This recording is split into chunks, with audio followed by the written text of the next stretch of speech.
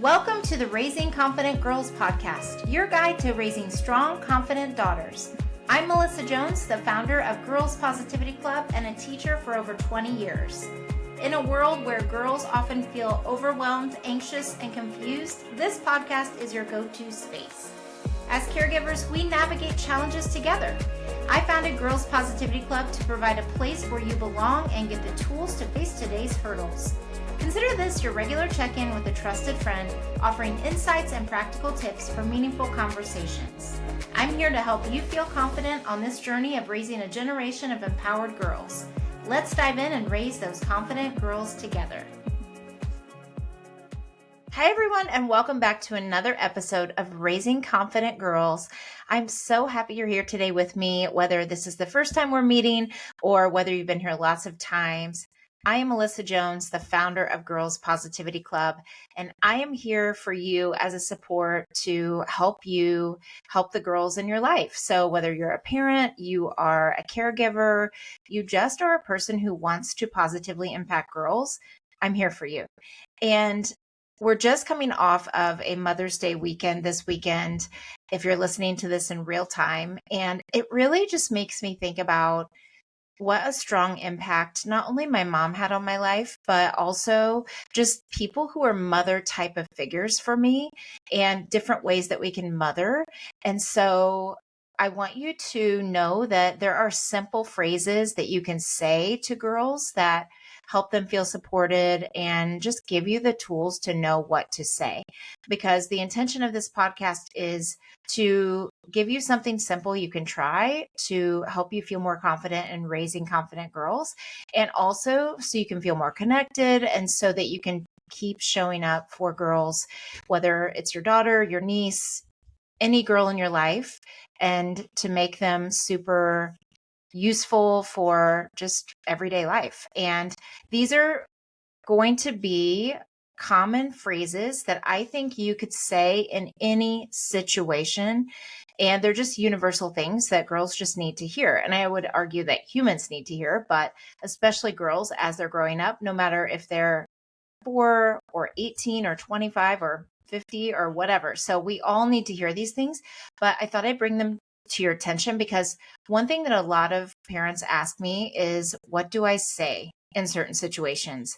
And before we get too deep into the episode, I want to remind you that the biggest compliment and gift that you could give to the Raising Confident Girls community and to me is to send this to someone that you think it would help. And whether it's the show or just this episode, that would just mean the world, because I just want to help as many families as I can. And you can really help out by just hitting that share episode button or share show button, and that would just mean the world. So thank you for doing that if you've already done it as well. And as we're coming off of the Mother's Day weekend, I just was thinking back about different moments that my mom showed up for me in different ways. And a lot of times it was just her calm presence. And even though I had that internal chaos inside of me, I just knew that she was there, but it was the powerful things that she said to me that stayed in my mind and that I could repeat to myself. So when I think about a couple of things, one is I ended up finding dance in my life, and that ended up being my thing that I really loved and felt confident and actually grew my confidence in. I found it later in life, in high school actually, and performed on stage and just really thrived in that because I had always been looking for what was my thing. And I believe that girls can have multiple things. Like, I love to write, I love to be creative, but there wasn't really a club for that.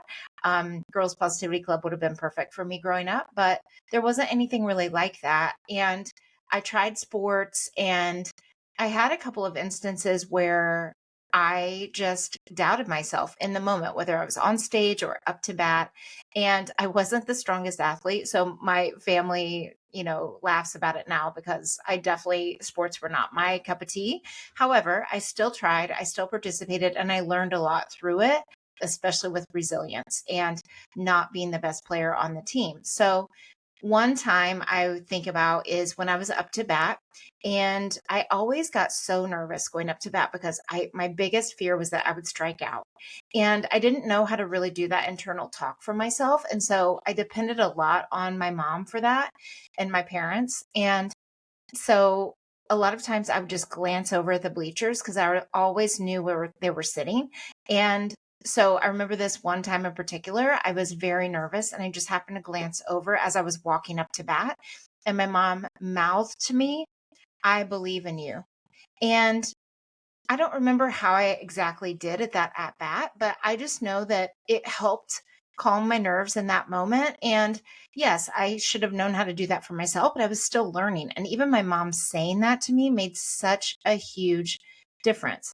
And same thing on stage. Like whenever I was doing a dance recital or I was doing a solo, I would look for my mom in the crowd and just her eyes of just that support and her smile made me feel so secure and calm, even though I still might have messed up or been nervous in the moment. So these are some phrases that I think that you can use in any situation. So that's what this episode is all about. What do I say? So I'm going to give you 5 phrases and I'm going to give you different situations for different ages so that you can see yourself in each of these examples.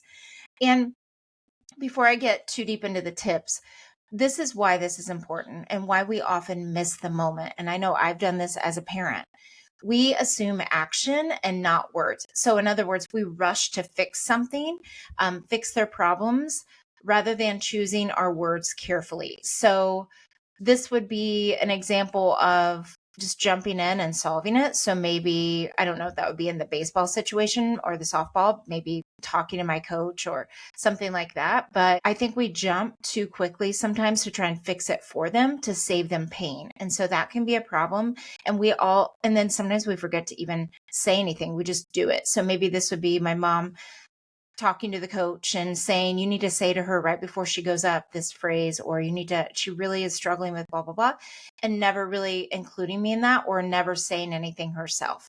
So I don't necessarily remember her doing that, but this would be kind of a behind the scenes type of thing of trying to solve it without um, also giving her the support yourself. And it's not that I think that we do this all the time. I think sometimes it can just be an instinct and we try and fix it, or we tell her what to do without listening to her first and things like that. So we can jump in and solve action or choose action too quickly. And then the generic praise that falls flat. So this can be a problem when you're just like, good job, you did a great job. And it's not that saying good job or great job is bad, but it doesn't really give them any specifics. Like, great job of whatever the thing would be, putting your head down or putting your arms up when you did this, or good job of still showing up even when you were scared. So even just a very specific praise is very important and crucial when we are trying to support them in whatever it is, especially if it's something hard. And again, it's not that good job sounds bad. It just is that if we can be specific, even in their effort and praising that, it's a little bit better because it gives them the specific thing. And even saying good job when you don't know what to say is better than nothing. So just being aware of it and thinking, okay, what is something specific I can praise her on that's effort based and not achievement based? And then another problem that helps or not helps us, but can hinder us in the moment is whether she's 6 or 16. Not knowing the right phrase to say. So it's like it can be a problem because sometimes we don't know what to say. And so whether they're any age, you can get kind of stumped on that. And so these are 5 phrases that I think are really important to say to our girls, no matter the situation, when it warrants this phrase. So the first one is I believe in you. So that's something that my mom always said to me, and she still does today, is I believe in you. And this could be when I'm having a hard day. This could be just in general, but just saying that over and over again and her hearing that as her internal voice, like that's what I think really helps is when we say those things to them. And then obviously we can talk to them about how they can think that way themselves, but it's training them and helping them know that you believe in them and they can say that to themselves too. So at my recital, my mom even looking at me and giving me a thumbs up was her way of saying, I believe in you. Her mouthing it to me, her saying it to me on the stairs when I was crying and having a hard time.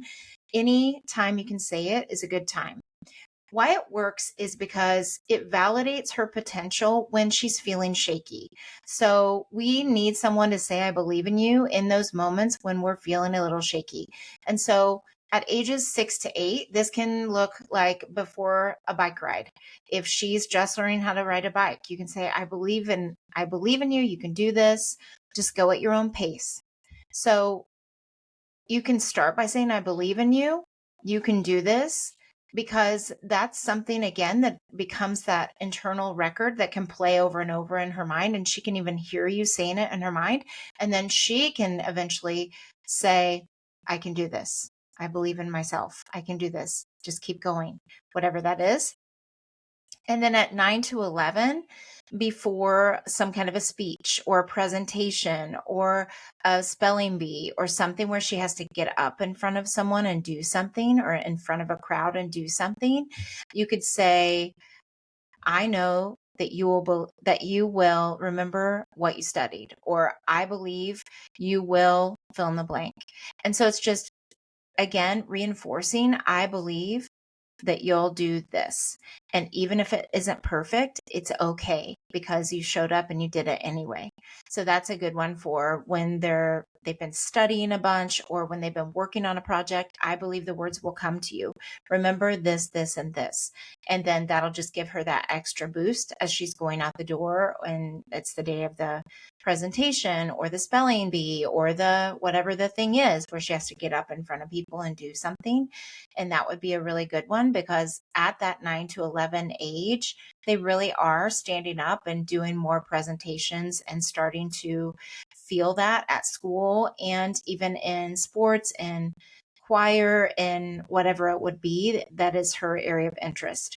And then at 12 to 14, same thing. It's before something that maybe at 12 to 14, they're really giving more speeches. They a lot of times will take a communications class, and you'll say, I believe you'll nail that speech. You're ready. You can do this.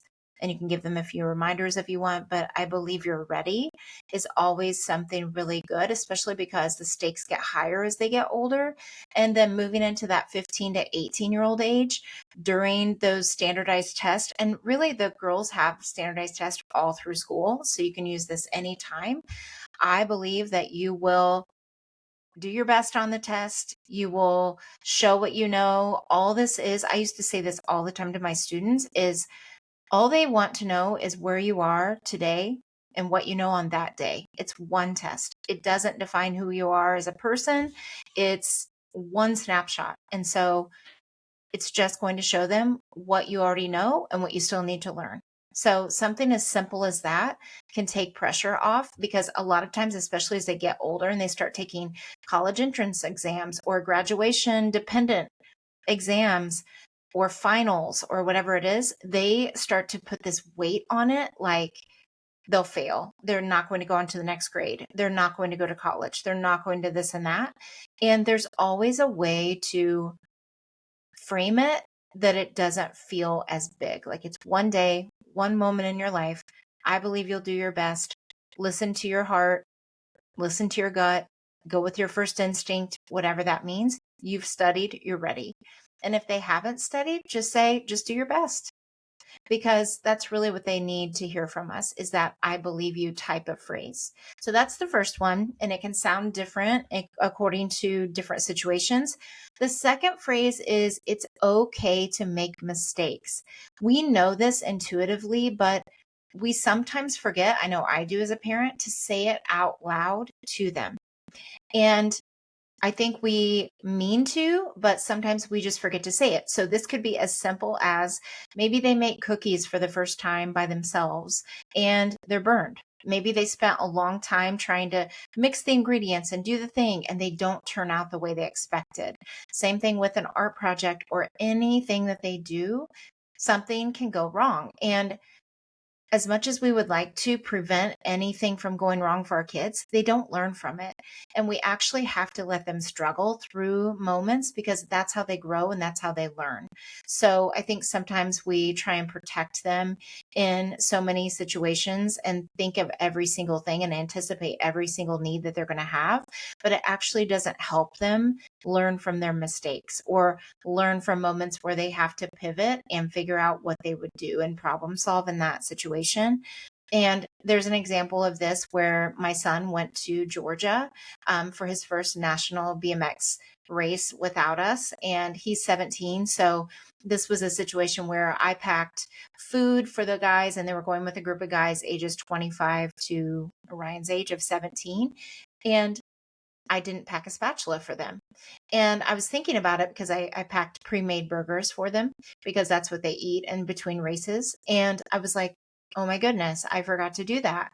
And then when my son came home, I was like, I realized that you guys didn't have a spatula.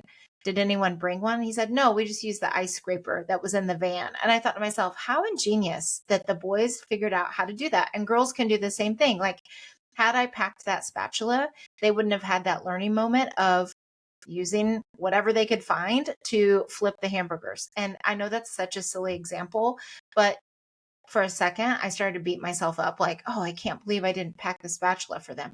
But it also was a really good thing because they had to figure it out in the moment. So saying to her, it's okay to make mistakes frees her from that perfectionism and fear. So at 6 to 8, this could be they're painting and they get really messy and they don't like it that it's getting so messy. And you can say something like, messy paint is part of the fun. You're learning new colors, you're figuring it out, and it's okay. Like, you know, you didn't mean to make a mess, but it's okay. And so sometimes they can make a mistake, even in art. And I'm really big on this in Girls Positivity Club, is when we make a mistake, we make something out of it. So what could you make out of it? Let's say that they do something on a canvas and it wasn't what they wanted. Okay, what are you trying to make? And how could you make that little block color that you didn't mean to do work? So that's one idea. And then as they're getting older, and I think any of these would be good for any age, but I always try and give you an idea for each age level. But I hope you know that you can adjust these and they can face these situations at any age. So 9 to 11, let's say they miss a goal in soccer. You can say something like, great chance to practice your kick. Like, you have to miss to also make the goals. You have to miss shots to make the shots. So just reminding them of them. And then same thing with when they're getting older and they have bigger experiments. Let's say they have science experiment that doesn't go well and it completely fails. You can say, that didn't go well. You discovered what didn't work. And there are so many examples of famous scientists that had to fail and make mistakes so many times before it worked. So just reminding them of that, even though it may not feel great in the moment. And then as they're getting older and they're writing papers and essays, 15 to 18 age, you can say a rough draft means you're pushing yourself. And I know revision isn't fun, but it helps you get better. And that is something too, that every paper doesn't have to have every word perfectly done, and it doesn't have to be written to perfection. Because I know, especially if you have a high achieving daughter, they can spend so much time agonizing over certain phrases and words and redoing it a million times. And you can just say, you're pushing yourself and you're trying to figure all this out. Let it be how it is and do the best you can, and then let it go, because that's going to show her that every single thing doesn't have to be perfect for it still to be good. And that even if it doesn't turn out as good as she thought, she is still going to learn from it. And just saying that out loud to her, and that you're proud of her for the effort. And then the third phrase is, you are loved no matter what. I remember my teenager sending me a message that was more like, I did this thing and I'm afraid to tell you because I'm afraid that you'll stop loving me. And it stopped me in my tracks because I was like, oh my gosh, there is absolutely nothing that can be done that would make me stop loving. And it reminded me, and I said that, in my text back, I said that because sometimes they just need us to say that, even though we think they already know it.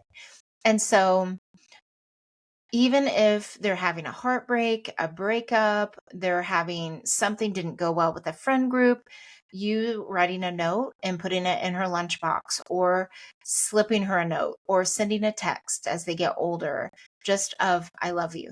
No explanation, no extra, just saying, I love you, is such a support, especially after they mess up. I think sending an I love you or saying an I love you after they mess up is such a crucial thing to do, because they need to know that we love them even when they mess up.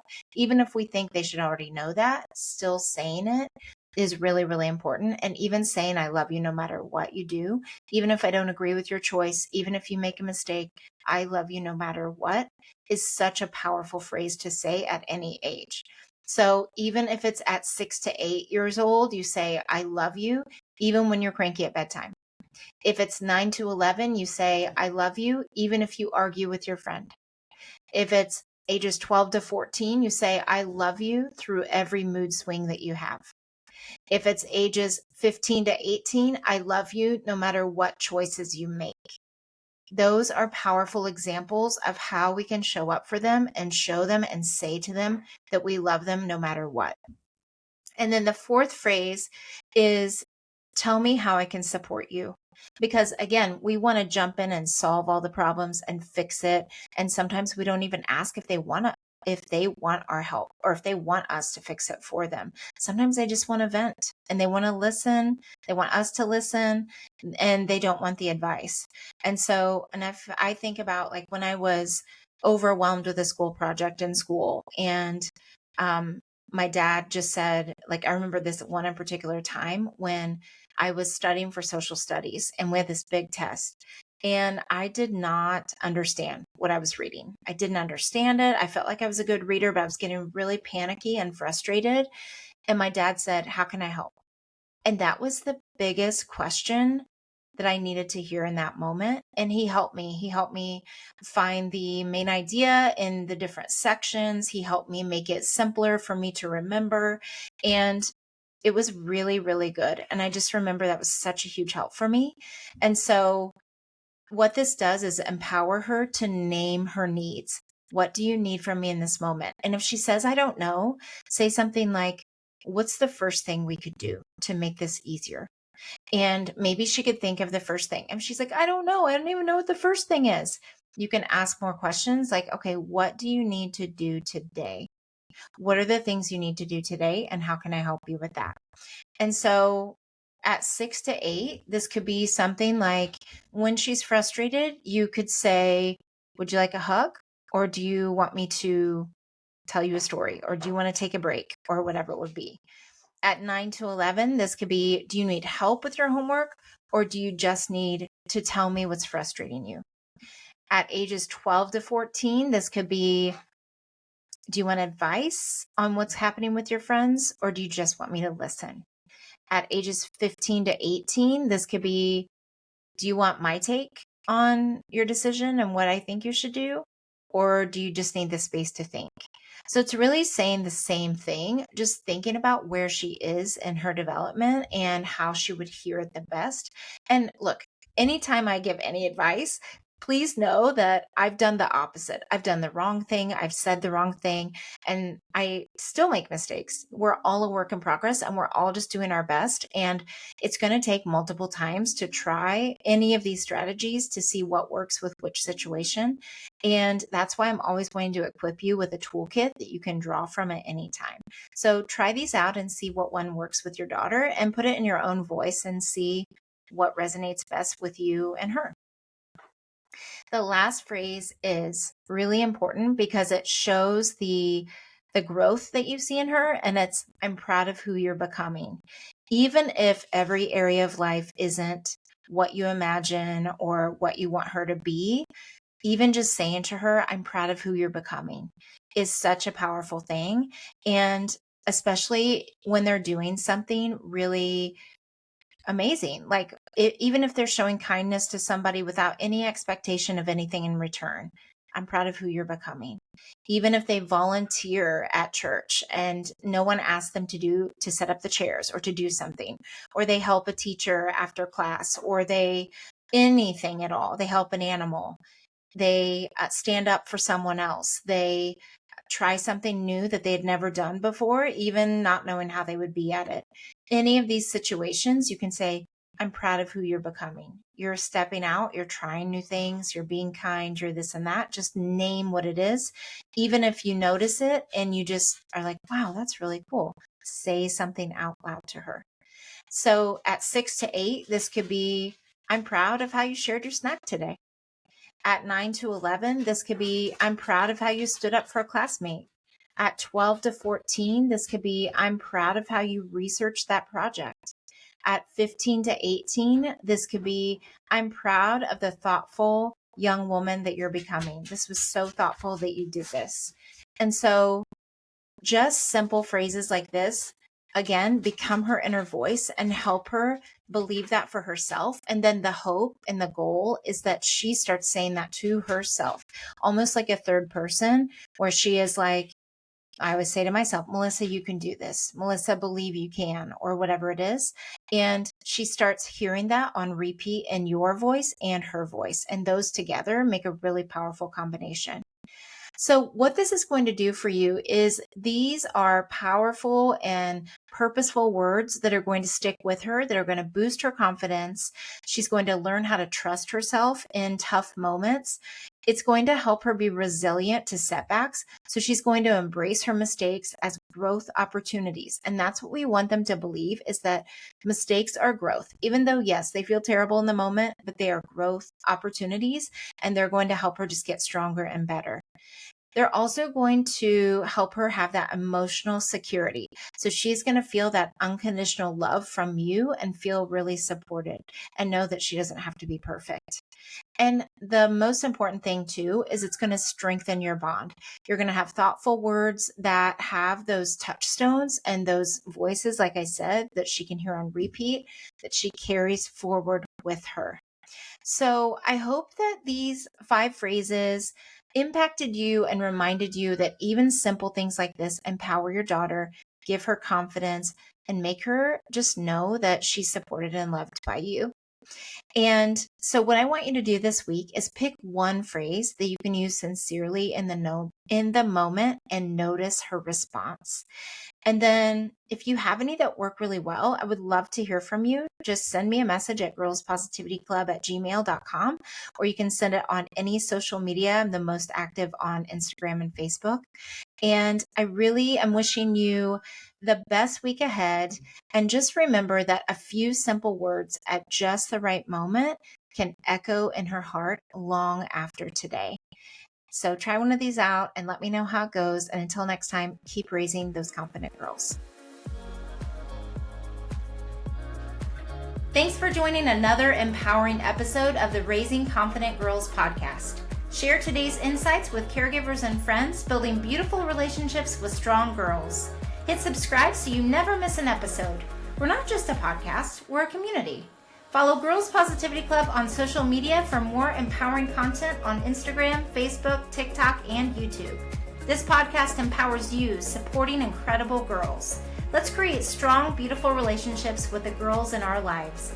I appreciate you listening today. Stay confident, stay connected. Until next time, keep raising those confident girls. You've got this.